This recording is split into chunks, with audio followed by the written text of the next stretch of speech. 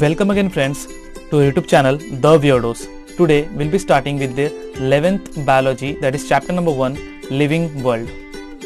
We all know that the earth is the place for the living organism and we can see the big diversity, the big diversity that is present around the earth. But when we talk about the biodiversity या फिर जो biodiversity हम observe करते हैं, it is categorize basically into two parts, that is the living and non living. So the question arises, what is the difference between the living and non living? So let us try to understand that. Whenever we are putting anything into some or the other category, जैसे अगर मैं यहां पे बात करूंगा कि कोई चीज लिविंग है या नॉन लिविंग है, वो कौन कौन से पैरामीटर्स पे या फिर कौन कौन से कैरेक्टरिस्टिक फीचर्स पे I can write here which of the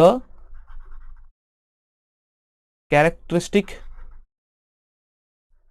features are present in the living organism. तो सबसे पहला आप बोलोगे growth. As you can see, this is the seed which is inside the soil after some stimulus. ठीक है, हमको पता है यहां पे आपका रेडिकल देन प्लूम्यूल निकलेगा and then there is a pattern of the growth. So again, जैसे मैंने अभी फर्स्ट वर्ड आपको बोला, ग्रोथ एंड डेवलपमेंट, तो ये one of the characteristic feature है जो लिविंग ऑर्गेनिज्म के अंदर ही हमको देखने मिलता है. It is one of the important characteristic feature. सबसे पहला आता है growth. So as you can see, जब मैं ग्रोथ की बात कर रहा हूं तो growth is a well orchestrated process. जब मैं ऑर्केस्ट्रेड की बात कर रहा हूं, ऑर्केस्ट्रेड मतलब क्या, इसको मैं कैसे डिफाइन कर सकता हूं? Well organised. ओके, इसको मैं बोल सकता हूं एज अ वेल ऑर्गेनाइज्ड. जब वेल ऑर्गेनाइज्ड क्यों बोलते हैं? बिकॉज ग्रोथ एक इरिवर्सिबल प्रोसेस है. और एक वर्ड हमने यहां पे सीखा, irreversible. Why do we say growth is irreversible?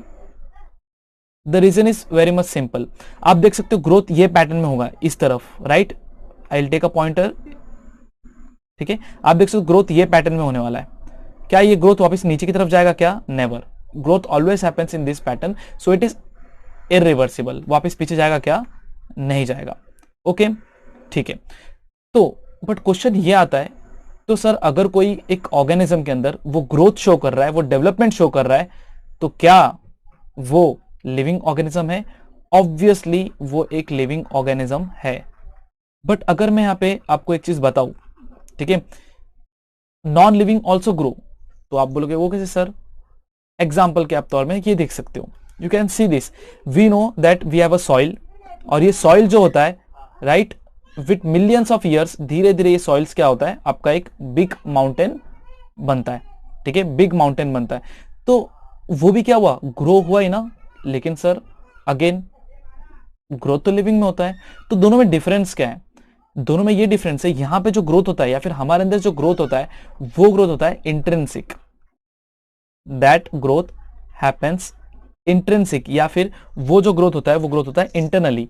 जबकि यहां पे आप देख सकते हो ये जो ग्रोथ है आपका एक्सट्रिंसिक है, या तो इसको हम बोलते हैं एक्सटर्नली ग्रो हो रहा है, क्योंकि यहाँ पे बाहर से सॉइल्स गिर रहे हैं जिसकी वजह से धीरे धीरे माउंटेन्स बन रहे हैं.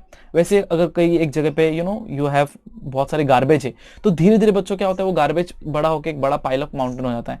तो कहने का मतलब सर नॉन लिविंग भी ग्रो हो रहे हैं, लिविंग भी ग्रो हो रहा है. तो क्या मैं लिविंग ऑर्गेनिज्म के अंदर कोई डिफाइनिंग फीचर की बात करूं तो ग्रोथ को इंक्लूड कर सकता हूं क्या? अब आप यहाँ पे बोलोगे सर डिफाइनिंग फीचर क्या है? डिफाइनिंग फीचर मतलब क्या, वो सिर्फ और सिर्फ वो कैरेक्टरिस्टिक उसी के अंदर होगा और किसी के अंदर होगा क्या? नहीं. इसको और अच्छे से समझाते हैं. तो अगर मैं ग्रोथ बोलूंगा तो ग्रोथ एक इंपॉर्टेंट पैरामीटर है, एक इंपॉर्टेंट कैरेक्टरिस्टिक फीचर है लिविंग ऑर्गेनिज्म का. But can it be said as a defining feature? No sir, it can be said as a defining feature.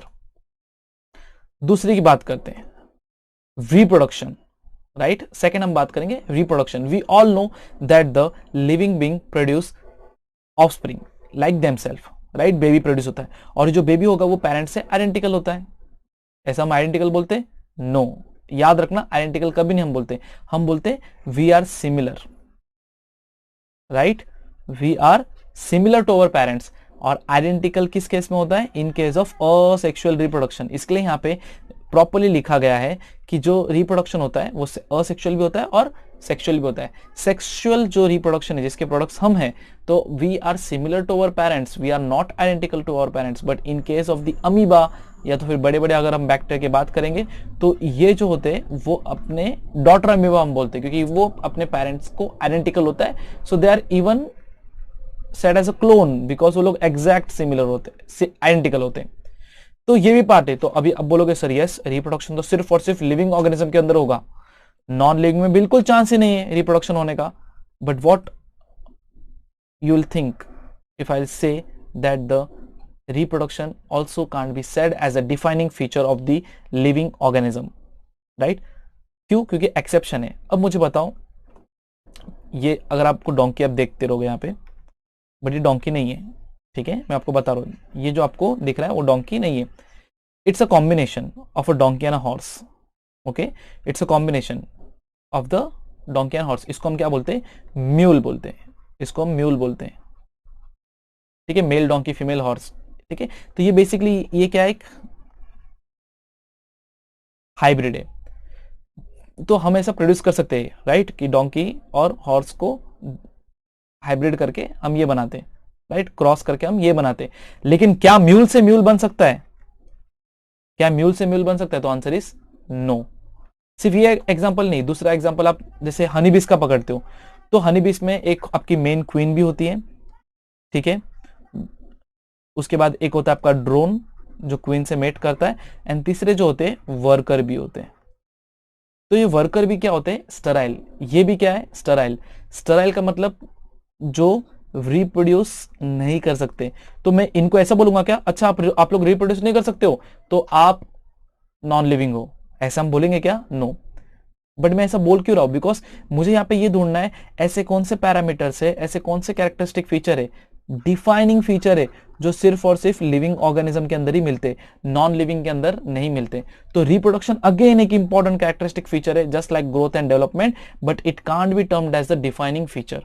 और एक एग्जांपल आप देख सकते हो यहाँ पे, लायन और टाइगर का एक हाइब्रिड होता है, क्रॉस करेंगे तो हमको मिलता है लाइगर, ठीक है, वी गेट द लाइगर। तो ये भी क्या होता है? आपका स्टराइल होता है। तो लाइगर की बात करो, म्यूल की बात करो, ठीक है, सिर्फ इस केस में नहीं, हमको पता है कितने सारे ह्यूमन बींग्स है जो क्या होते हैं, that can't produce the baby, तो हम उनको ऐसा क्या बोलेंगे?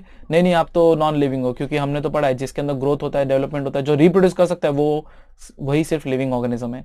तो guys I think you are getting my point.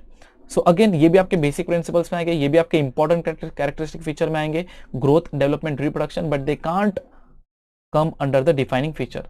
तो अभी आप बोलोगे सर फिर डिफाइनिंग फीचर है क्या, वही बता दो। तो let us try to understand. तो डिफाइनिंग फीचर की हम बात करेंगे तो सबसे पहले आपका आता है मेटाबॉलिज्म, ठीक है, फर्स्ट आता है आपका मेटाबॉलिज्म। अब ये जो वर्ड है हमने सुना है, ठीक है, हमने पढ़ा भी है, हमको पता है हमारा बॉडी इसके लिए काम करता है, ठीक है, हमारा बॉडी इसके लिए काम करता है बिकॉज हमारे बॉडी के अंदर जो सेल होता है वो फंक्शन करता है। और सेल बेसिकली हम बचपन से पढ़ते आ रहे, सेल के अंदर आपका क्या होता है? मेटाबॉलिज्म होता है, ठीक है, मेटाबॉलिक एक्टिविटीज सेल परफॉर्म करता है जिससे हमको मिलता है एनर्जी, ठीक है, in the form of ATP. But question ये आता है कि मेटाबॉलिज्म डिफाइनिंग फीचर है? जी हाँ, क्योंकि मेटाबॉलिज्म सिर्फ और सिर्फ आपको किसके अंदर मिलेगा? लिविंग ऑर्गेनिजम्स के अंदर मिलेगा। कोई भी नॉन लिविंग सर कोई भी तरीके से मेटाबॉलिज्म परफॉर्म नहीं करता है। अब जब मेटाबॉलिज्म की बात कर रहा हूं यहां पे, तो let us try to understand this topic in detail. तो मेटाबॉलिज्म सिर्फ एक टॉपिक है, लेकिन इसके अंदर दो चीजें आती है, एक होता है एनाबॉलिज्म, एक होता है कैटाबॉलिज्म। तो let us try to understand. आप देख सकते हैं यहाँ पे बहुत अच्छा सा डायग्राम है। तो एनाबॉलिक रिएक्शन में आप देख सकते हो छोटे मॉलिक्यूल्स मिल रहे, right, it requires the energy and it forms the large molecule, okay. तो ये हो गया आपका एनाबॉलिज्म। इसको याद रखने का एक तरीका है, ठीक है, टीवी में हम ऐड देखते रहते हैं, अभी ऑब्वियस सी बात है हमको ऐड को फॉलो नहीं करना, but if you take into consideration तो आपको याद रहेगा, स्मॉल मिलाते जाओ, लार्ज बनाते जाओ, तो लार्ज मॉलिक्यूल बनता है। जब छोटे छोटे मॉलिक्यूल्स आपके जुड़ते हैं और लार्ज मॉलिक्यूल बनता है तो उसको बोलेंगे एनाबॉलिक रिएक्शन। वैसे ही जब आपका एक बड़ा मॉलिक्यूल टूटता है छोटे छोटे मॉलिक्यूल में, उसको हम बोलेंगे कैटाबॉलिक रिएक्शन। जैसे बॉडी के अंदर हम खाना खाते हैं और हमको लास्ट हमारा जो प्रोडक्ट है जिससे हमारा बॉडी चलता है, हमको क्या मिलता है? ग्लूकोज, ठीक है। ग्लूकोज मिलता है। अब जितना ग्लूकोज हमारे बॉडी को चाहिए बॉडी उतना सेव करता है, सॉरी बॉडी उतना यूज करता है, और एक्स्ट्रा ग्लूकोज बॉडी क्या करता है, सेव करता है लीवर में in the form of glycogen. तो मैं ऐसा बोल सकता हूं सर कि छोटे छोटे मॉलिक्यूल ग्लूकोज के जुड़ रहे और एक बड़ा मॉलिक्यूल ग्लाइकोजन का बन रहा है। जी हाँ, ठीक है, तो लीवर में स्टोर हो गया, ये एनाबॉलिक रिएक्शन हो गया। अब जब मेरा फास्ट है या फिर मैं कुछ काम कर रहा हूं जिसमें मैंने सुबह नाश्ता नहीं किया, मैं कुछ काम नहीं किया, लेकिन फिर भी मेरे बॉडी को एनर्जी मिल रहा है, राइट, या फिर मैं भाग रहा हूं और अचानक हम भागेंगे क्यों, अगर अचानक समझो ऐसा होगा कि कोई डॉग आपके पीछे पड़ गया, तो आप ऐसे बोलोगे नहीं नहीं मैं बहुत थका हुआ, मैं सुबह से कुछ नहीं खाया, नो, यू विल रन। तो उस टाइम पे आपका बॉडी क्या होगा, आपके जो बड़े मॉलिक्यूल्स रहेंगे फटाफट फटाफट टूटेंगे, छोटे मॉलिक्यूल्स बनेंगे। तो आई थिंक आपको समझ में आ गया कि एनाबॉलिज्म मतलब क्या, स्मॉल मिलाते जाओ लार्ज बनाते जाओ। ऑब्वियसली मैंने बोला निमोनिक्स है, याद रखने के लिए। कैटाबॉलिक की बात करूंगा तो क्या, बड़ा मॉलिक्यूल आपका छोटे मॉलिक्यूल में टूटता है, कैटाबॉलिक काटना, ठीक है। तो ग्लूकोज आपके बॉडी में यूज करता है, एक्स्ट्रा ग्लूकोज जो है बॉडी सेव करता है ग्लाइकोजन के फॉर्म में, वही ग्लाइकोजन जब आपका टूटता है छोटे छोटे मॉलिक्यूल में, उसको हम बोलेंगे कैटाबॉलिज्म। तो जब एनाबॉलिज्म और कैटाबॉलिज्म दोनों एक साथ होता है तो उसको हम बोलते हैं metabolism. I think you got my point. अभी ये जो ग्लूकोज ग्लाइकोजन कंसेप्ट आपको समझा नहीं रहेगा, तो बायोमोलिक्यूल जो चैप्टर उसमें हम करेंगे। बट अगर आप देखोगे ध्यान से तो एक सिंपल सा फंडा है, हमारे घर में 2 शक्कर के डब्बे होते हैं, एक छोटा डब्बा होता है जो मम्मी यूज करती, एक बड़ा डब्बा होता है, ठीक है। तो सीधी बात है, जब छोटा डब्बा क्या होता है, कंटिन्यूसली हम लोग काम करने के लिए छोटा डब्बा यूज करते हैं शुगर का, ये खत्म होता है तो हमारा मेन ग्लूकोज खत्म नहीं होता, मम्मी क्या बोलती है, बड़ा डब्बा से लेके आओ। तो छोटा डब्बा आपका, सीधी बात है, इस केस में ग्लूकोज है, बड़ा डब्बा क्या है, वही ग्लूकोज है लेकिन उसको ग्लाइकोजन के फॉर्म में रखा है। तो जब जरूरत रहेगी बड़े डब्बे से छोटे डब्बे में ग्लूकोज लाएंगे। ये डब्बे का एग्जांपल इसके लिए ताकि जिस बच्चों को क्लियर नहीं उनको क्लियर हो जाए। तो अगेन मैं बोलूंगा कि metabolism is an important characteristic feature, yet yes sorry it's also a defining feature. वो डिसाइड करता है कि लिविंग ऑर्गेनिज्म है कि नॉन लिविंग है। दूसरा आपका अगेन एक पार्ट आता है सेलुलर रेस्पिरेशन, राइट। अगर आपको पता रहेगा, अगर हम पढ़ेंगे, आपको ही पता है, हम फोटोसिंथेसिस जब पढ़ते हैं हम बोलते हैं 6CO2 + 12H2O, है ना, in presence of the chlorophyll and sunlight will give rise to C6H12O6 6H2O + 6O2। एक जो सिंपल हमारा ये वाला पार्ट है, ठीक है, यहाँ पे क्लोरोफिल है, सनलाइट है, और आपको पूरा ये हमने पढ़ा है फोटोसिंथेसिस में। तो ऐसा आपको करोगे तो फोटोसिंथेसिस होता है, और अगर आप ऐसे जाओगे तो सेलुलर रेस्पिरेशन होता है। If you go by this side it is photosynthesis, कि आपने कार्बन डाइऑक्साइड लिया, मतलब प्लांट ने कार्बन डाइऑक्साइड लिया, वाटर लिया, सनलाइट क्लोरोफिल से ग्लूकोज बनाया, पानी ट्रांसपिरेशन से छोड़ा और ऑक्सीजन छोड़ रहा है।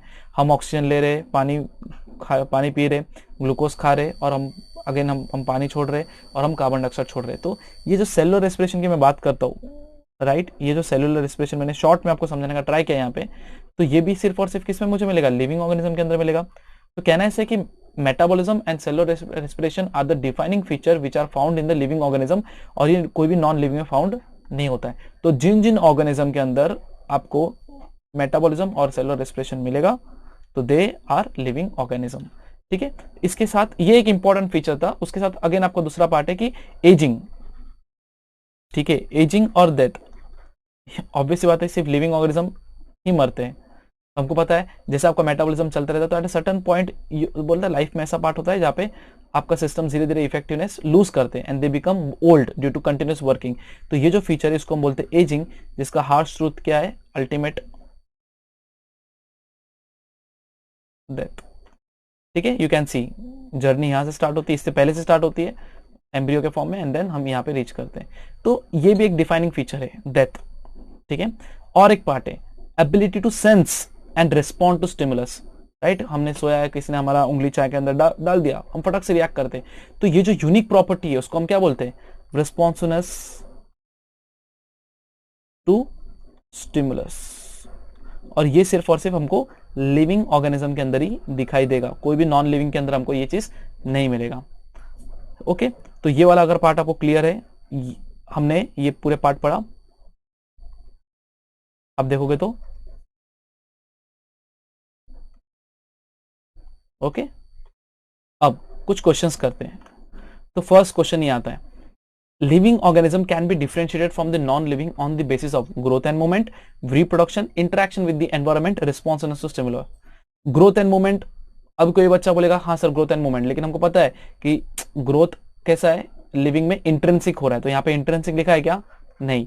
मूवमेंट भी हम इंटरनली कर रहे हैं, राइट। कोई ऑब्जेक्ट किसी फोर्स के अंडर एक्सटर्नली मूव हो रहा है वो भी मूव हो सकता है। तो यहाँ पे इसको डिफाइनिंग फीचर नहीं बोल सकते, रिप्रोडक्शन को भी हम डिफाइनिंग फीचर नहीं बोल सकते, बिकॉज मैं बताया ना, म्यूल, कुछ लिविंग कुछ कपल्स जो रिप्रोड्यूस नहीं कर सकते, लाइगर, वर्कर भी, ये लोग भी लिविंग ऑर्गेनिज्म है बट दे कांट रिप्रोड्यूस। तो इसको भी मुझे यहाँ पे एक डिफाइनिंग फीचर चाहिए, I need a defining feature here. तो डिफाइनिंग फीचर क्या होगा मेरा, अभी दोनों राइट लगते हैं लेकिन ज्यादा राइट ये क्या है, रिस्पॉन्सिवनेस टू स्टिमुलस। याद रखना, इंटरेक्शन विथ एनवायरमेंट, अगर आप देखोगे तो इंटरेक्शन जो होता है, जैसे अबायोटिक क्या होते हैं, living organism they react with the non living, तो उसको इकोसिस्टम मिलता है, इकोसिस्टम बनता है। तो यहाँ पे जो पार्ट है इंटरेक्शन विथ एनवायरमेंट, ये भी आपका रॉन्ग है, ओके, बिकॉज नॉन लिविंग भी क्या कर रहे हैं, वो एनवायरमेंट में ही है और वो आपस में बहुत सारे रिएक्शंस करते रहते हैं। तो ये भी एक होल हार्टेडली आप बोल सकते हैं ना, ऐसा राइट आप नहीं पकड़ सकते हो।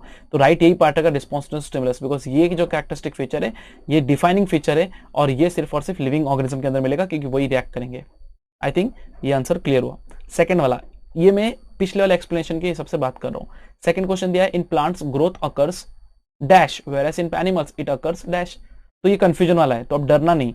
जैसे बोलूंगा कि in plants it grows up to certain age, ऐसा है क्या, और एनिमल में ग्रोथ कंटिन्यूसली होता है, रॉन्ग है, ठीक है। अगर मैं बोलूंगा कि only up to certain age and animal में भी सर्टेन एज, एनिमल में सर्टेन एज राइट लगता है लेकिन प्लांट में ये भी रॉन्ग है। प्लांट भी कंटिन्यूसली ग्रोथ है, एनिमल भी कंटिन्यूसली ग्रोथ है, ये भी रॉन्ग है। एलिमिनेशन मेथड, तो हमको यहाँ पे राइट आंसर क्या मिलेगा, इन plants growth occurs continuously, plant के अंदर ग्रोथ कंटिन्यूसली चलता है, लेकिन एनिमल्स में हम जो बोलते हैं जो ग्रोथ होता है वो ग्रोथ कैसा होता है, it occurs up to a certain age. It was again a very simple question. मैं क्वेश्चन इसलिए दे रहा हूँ सो दैट कि आपको समझे। अगर आपको क्वेश्चंस आ रहे हैं मतलब आपको कंसेप्ट क्लियर है, कंसेप्ट नहीं क्लियर है तो एक बार आपको वापस रिवाइज करना पड़ेगा, एक बार वापस वीडियो देखो, समझो उस चीज को। बट हार्डली मैंने हर चीज बहुत धीरे से और रिपीट करके समझाया, तो I think it should be clear. Then third question, which of the following is the defining characteristic of living organism. तो आंसर क्या रहेगा, ग्रोथ नहीं, रिप्रोडक्शन नहीं, मूवमेंट नहीं, and the answer would be metabolism and the cellular respiration. I think this till here everything is clear. So अभी हमने starting में growth, movement पढ़ा, लिविंग में ग्रोथ जो होता है वो इंट्रिंसिक होता है, राइट, नॉन लिविंग में ग्रोथ कैसा होता है, एक्सट्रिंसिक होता है, ठीक है। मूवमेंट डेवलपमेंट यही आ गया। अगर मैं रिप्रोडक्शन की बात करूं तो रिप्रोडक्शन भी इंपॉर्टेंट फीचर है लेकिन it's not a defining feature. Defining feature मेरे क्या रहते हैं, मेटाबॉलिज्म, याद रखना, दूसरा आपका सेलुलर रेस्पिरेशन, मैंने आपको एग्जांपल देके समझाया जो, ठीक है। फिर ageing, death, then responsiveness to stimulus. तो ये सारे इंपॉर्टेंट और डिफाइनिंग फीचर्स है, और बाकी खाली अगर आप कोई डिफाइनिंग फीचर नहीं पूछा तो ग्रोथ एंड डेवलपमेंट और रिप्रोडक्शन ही बोल सकते हो। तो hope this first part, introductory part of the living world was clear to everyone. We also did some MCQ in order to boost your confidence, okay. ऐसे ही पैटर्न में हम आगे फॉरवर्ड करेंगे आराम से, तो कोई दिक्कत नहीं रहेगा। So hope you like the video. If you like the video please do hit like, share and most importantly comment, give us the genuine feedback कि हम क्या इंप्रूव कर सकते हैं और क्या आपको हमसे चाहिए।